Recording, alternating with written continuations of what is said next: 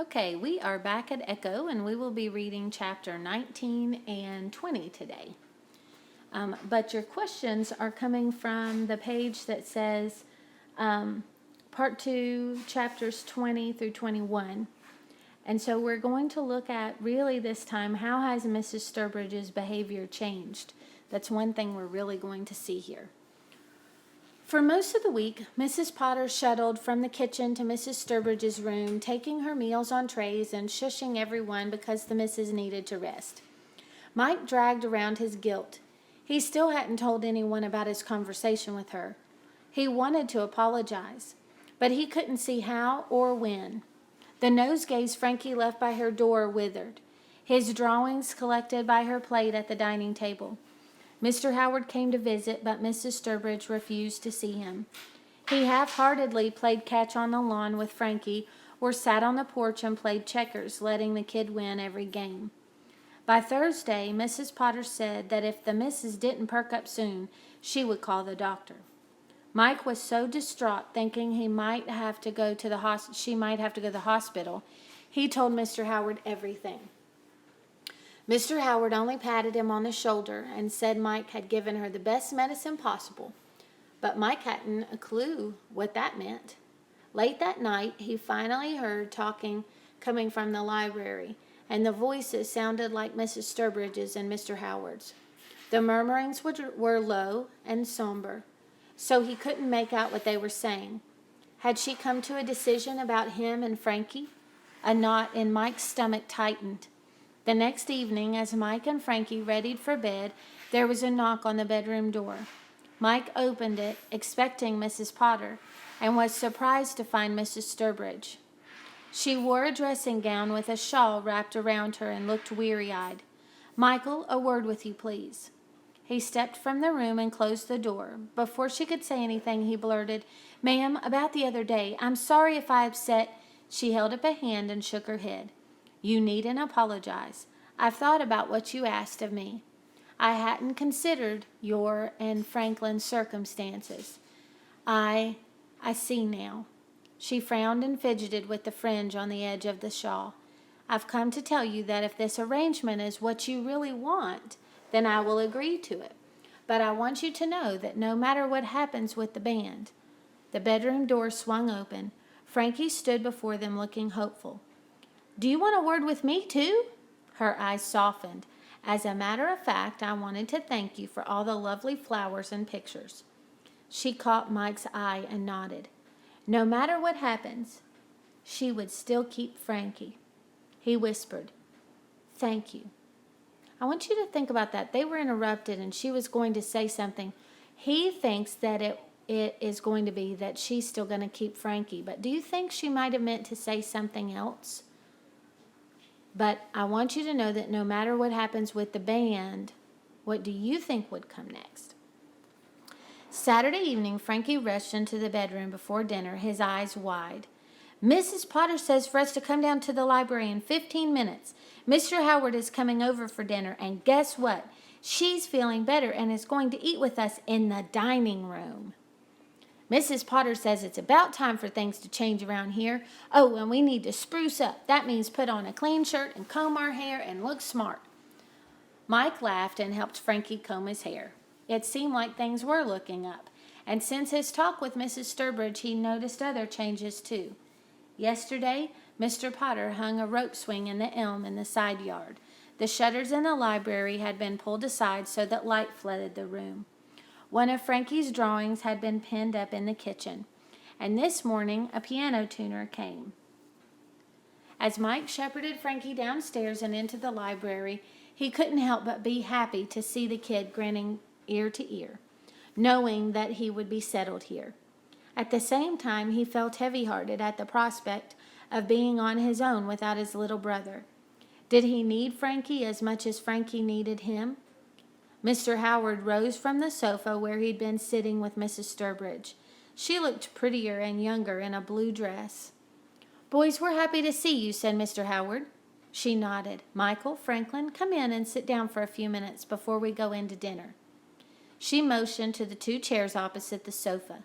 Mr. Howard held up a newspaper section so they could see the headline. Harmonica contest set to begin. Beneath it was a photograph of Hoxie's band. Remember when Mr. Wilkinson at the music shop told us about the harmonica competition? Well, I was pleasantly surprised when Eunie called me and told me she saw an article about it in the newspaper today, said Mr. Howard. She thought it would be something for you to do this summer, Mike, if you're interested. Frankie tripped over his words. Ma'am, Mrs. Sturbridge, the harmonica band? Really? Mike could try out? She nodded. Mr. Potter thinks he's more than talented, and it would occupy his time until September. And Franklin, it would be fine if you and Mike will call me Aunt Eunie. Frankie turned to Mike. It's fine if we call her Aunt Eunie. Mike knew he probably wouldn't be calling her Aunt Eunie, and he wanted to be excited.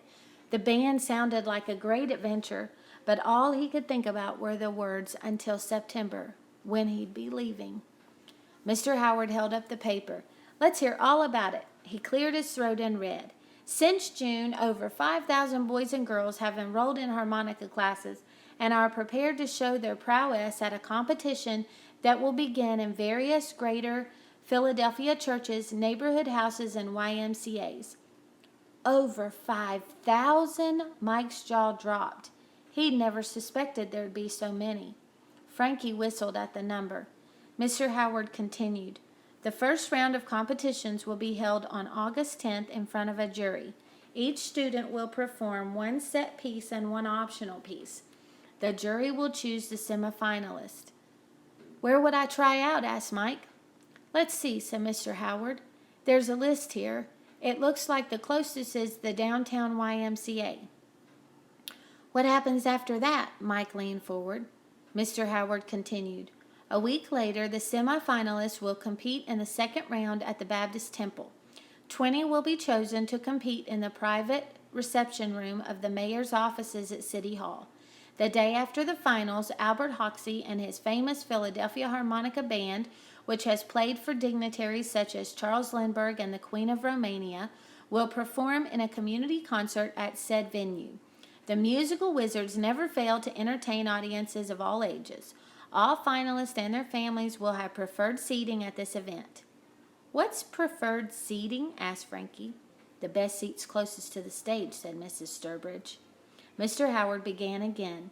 A few days subsequent, allowing time for the judges to convene again and consider the skills of the finalists, winners of the competition will be notified by U.S. Post and bestowed with prizes including musical instruments, credits for clothing at local merchants, and the most anticipated commendation of all, an invitation to join the famous band should they wish to consign. Frankie turned to Mike. Please say yes. If you're a finalist, we could be guests at the concert. If not, no harm done. We just won't have the best seats up front, but we could still see 'em. He moved his arm in an arc. Hoxie's Harmonica Band of Wizards. Frankie held up both hands, fingers crossed, eyes hopeful. Mrs. Sturbridge caught Mike's eye and nodded. Okay, Frankie, I'll do it, said Mike. Frankie flung himself into Mike's arms. Yippee! What is the set piece for the first round? Mrs. Sturbridge asked. Mr. Howard turned to another page. My Old Kentucky Home. Mike already knows that one, frontwards and backwards. It was in our instruction booklet, said Frankie. And for the optional piece, she asked. I could play Brahms' Lullaby, or maybe America the Beautiful, said Mike. America the Beautiful might be lovely, she said. Patriotic pieces make people emotional, and Mr. Howard told me that when you and Franklin played it at the orphanage, everyone was quite moved by your rendition. The cooks were weeping into their tea towels, said Mr. Howard. I'm not sure how to make some of the phrasing work for the harmonica, said Mike. In the morning, we'll start working at the piano and figure out how to adapt it, Mrs. Sturbridge smiled. I've already asked Mr. Potter for his assistance. He said he'd be honored to coach you. Now, I'm going to tell you a secret, Michael. To be successful in any competition, you must perform something that cannot be ignored. No matter how simple or complicated a piece, you must make it memorable. And to do that, you must practice. But we'll talk more about all of this later. I can smell Mrs. Potter's roast, and I'm famished. Shall we go into dinner? She stood. Frankie rushed to her side, offering his arm. Mr. Howard winked at Mike. I told you to hope for the best. Miracles never cease. But Mike knew it wasn't a miracle. He and Mrs. Sturbridge had an agreement, and she was keeping her end of the bargain. Morning after morning for the next 3 weeks, Mike sat next to Mrs. Sturbridge at the piano as she helped him adapt and practice America the Beautiful. She suggested that he start off with his own arrangement and then for the next verse merge into the blues and finish as he'd once taught Frankie, simple and unfettered. She said it would be memorable. Every afternoon he practiced with Mr. Potter, who helped him with the blues section. Mike didn't have any trouble feeling melancholy in his heart or knowing what he wanted but didn't have. If the blues meant a song begging for its life, then Mike's middle section of America the Beautiful was a cry for a place to call home. Oh, I love that sentence. That's what you need to put in the next question where it says, why can Mike relate to the blues music so much? Because he's got that ache in his heart, and that's what blues is all about, is aching for something that you want. The day before the first audition, Mike came downstairs in the morning and, as usual, found Mrs. Sturbridge at the piano. He sat next to her and pulled his harmonica from his pocket. She waved a finger at him. No rehearsing for the contest this morning. You're more than ready. Today, you just play. She smiled at him as she swept one hand toward the keyboard and held sheet music in the other. Brahms or Beethoven for my student? Mike blushed. Had she really said my student?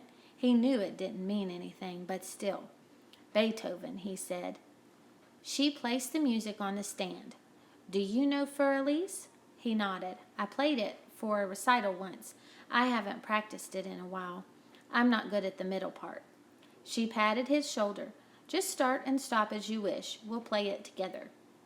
Mike began, concentrating on the notes. She played the middle section, and Mike finished. Now, you the treble and I the bass, she said. They started again, Mike playing the right hand and she playing the left.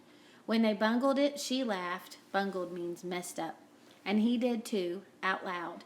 He didn't want to stop. Now, just you, said Mike. Her fingers flew across the keyboard. When she finished, she put an arm around his shoulder and hugged him, laughing. It had been an impulse, a quick, spontaneous gesture. He knew that. But he liked the feeling of being under her wing and knowing she was watching out for him, at least for the time being. Okay, I want some predictions.